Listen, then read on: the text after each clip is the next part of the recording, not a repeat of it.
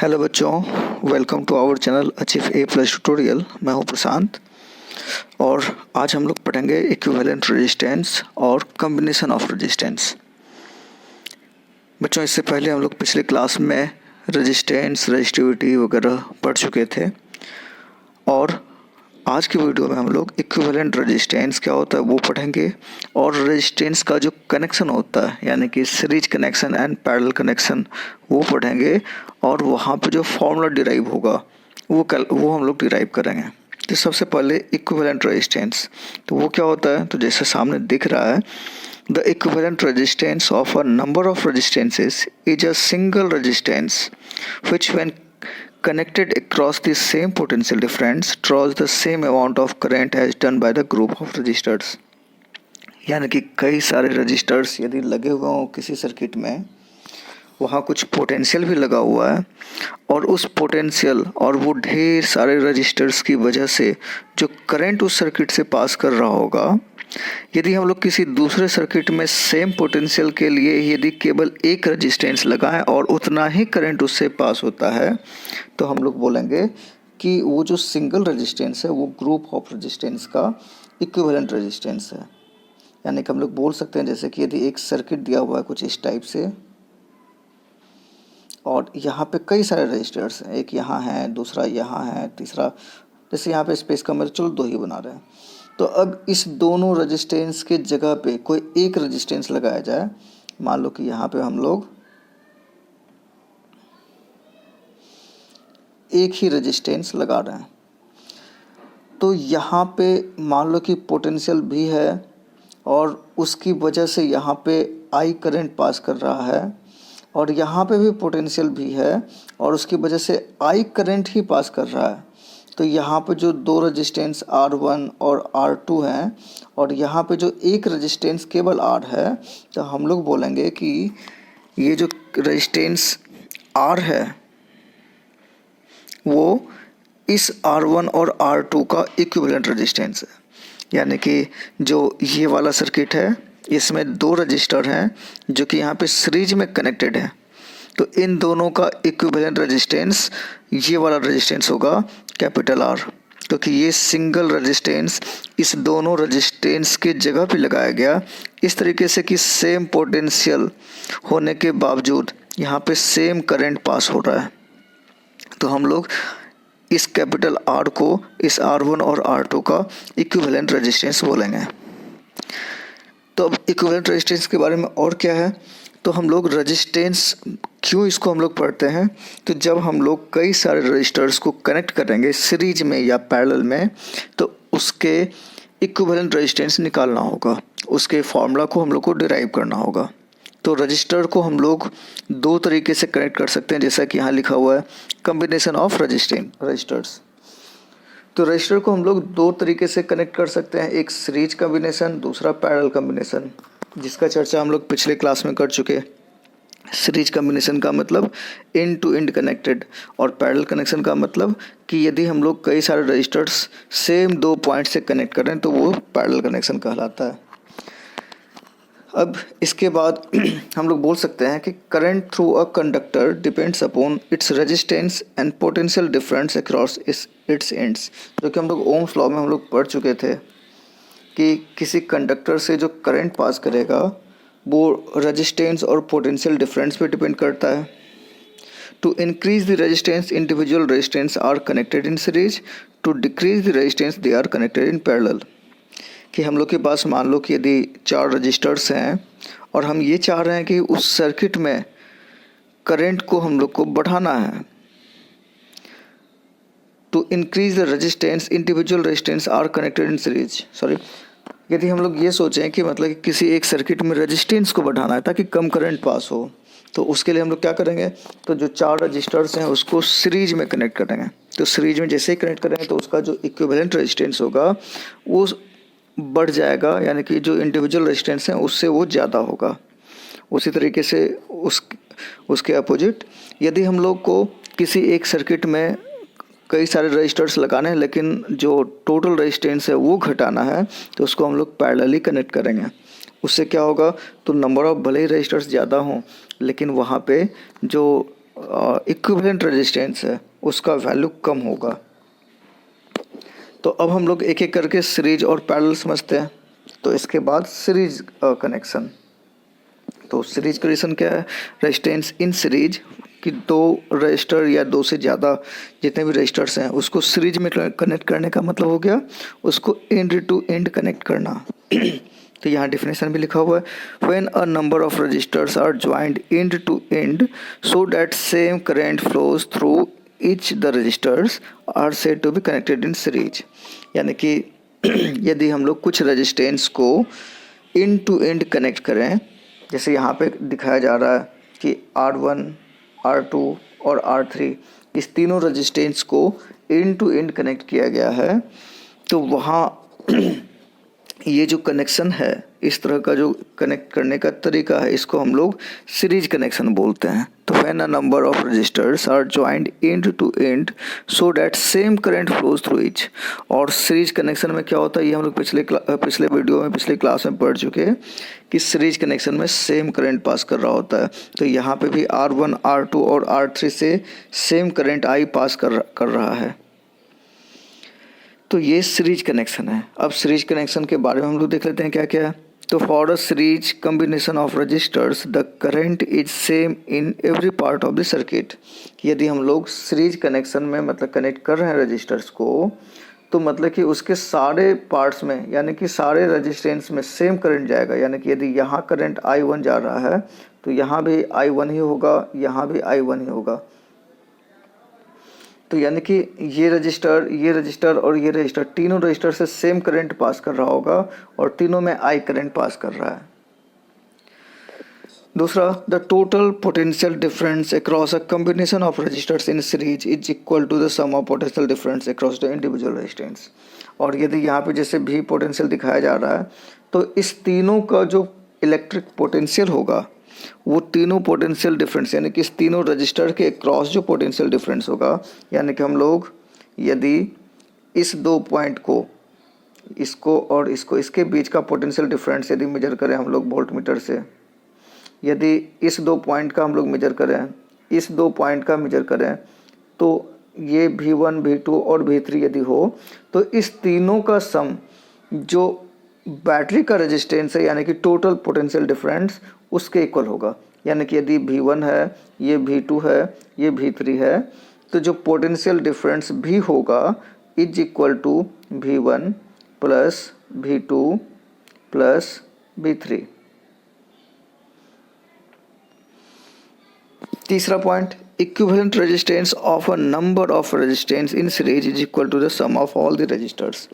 यानी कि यदि 3, 4 या 5 या जितने भी रजिस्टर्स हों, यदि वो सारे को यदि सीरीज में कनेक्ट किए हुए हैं और उन सारे की जगह पे हम लोग एक सिंगल रेजिस्टेंस लगाना चाहते हैं ताकि सेम पोटेंशियल के लिए सेम वही करंट पास कर रहा हो, तो उसके लिए इक्विवेलेंट रेजिस्टेंस निकालना होगा। और वो इक्विवेलेंट रेजिस्टेंस क्या होगा, तो उसको कैलकुलेट करने का तरीका कि यदि सीरीज कनेक्शन में है तो वो सारे का इक्विवेलेंट रेजिस्टेंस उस सारे रजिस्टर के सम के इक्वल होगा। यानी कि यदि n रजिस्टर्स हैं तो equivalent resistance is equal to R1 plus R2 plus R3 plus वो जितने भी रजिस्टर्स हैं यानी कि n रजिस्टर तक।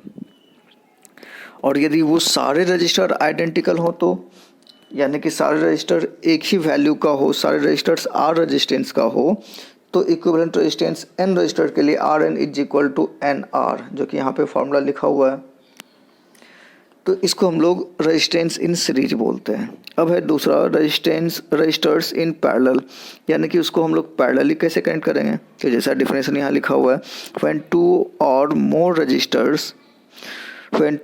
मोर resistances are connected between the same 2 points they are said to be connected in parallel connection. यानी कि सेम 2 पॉइंट के बीच हम लोग कुछ रजिस्टर्स कनेक्ट कर रहे हैं तो वो सारे रजिस्टर्स को पैरेलली कनेक्टेड बोलेंगे कि वो पैरेलली कनेक्टेड है। जैसे यहाँ फिगर में दिख रहा है कि 3 रेजिस्टेंस R1, R2 और R3 जो कि यहाँ पे दिख रहा है, वो क्या है, तो वो पैरेलली कनेक्टेड हैं क्योंकि वो तीनों रजिस्टर्स A और B point same point A और B से कनेक्टेड, A और B के बीच में कनेक्टेड है। तो इसको हम लोग पैरेलल कनेक्शन बोलेंगे। यहाँ पे क्या होता है तो यहाँ पे इंडिविजुअली अलग अलग रजिस्टर से अलग अलग करंट पास कर रहा होता है। तो इसके बारे में क्या है, तो when a number of resistors are connected in parallel then the potential difference across each resistance is equal to the voltage of the battery applied.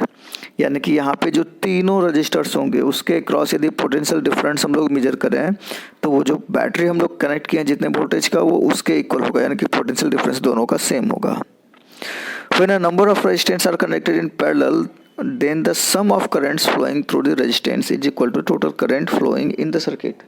यानी कि यहाँ पे यदि तीन रजिस्टर्स कनेक्टेड हैं, उस तीनों में अलग अलग करंट पास कर रहा होगा। जैसा कि यहाँ दिख रहा है I1, पहला R1 रेजिस्टेंस से I1 करंट जा रहा है, यहाँ से I2 करंट जा रहा है, यहाँ से I3 करंट जा रहा है। तो मतलब कि इस तीनों करंट का सम यानी कि I1 plus I2 plus I3, इस तीनों का सम जो टोटल रजिस्टर करंट है वो करंट I के इक्वल होगा। यानी कि जितने रजिस्टर्स हैं उस रजिस्टर से अलग अलग करंट फ्लो कर रहे होंगे और वो सारे करंट के फ्लो का सम जो टोटल करंट है उसके इक्वल होगा। उसके बाद the reciprocal of the equivalent resistance of resistances in parallel is equal to the sum of reciprocal of individual resistance.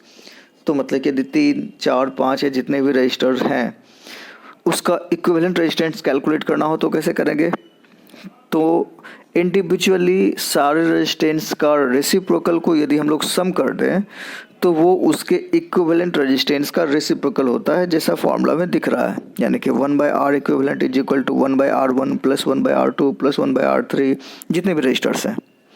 और यदि n आइडेंटिकल रजिस्टर्स हैं यानी कि जितने भी रजिस्टर्स हैं वो सारा सेम वैल्यू का हो और वो वैल्यू R हो तो 1/R equivalent is equal to 1/R plus 1/R plus 1/R और जितने रजिस्टर्स हों। यानी कि उसको हम लोग लिख सकते हैं कि 1/R equivalent is equal to n/R या फिर R equivalent is equal to R/n।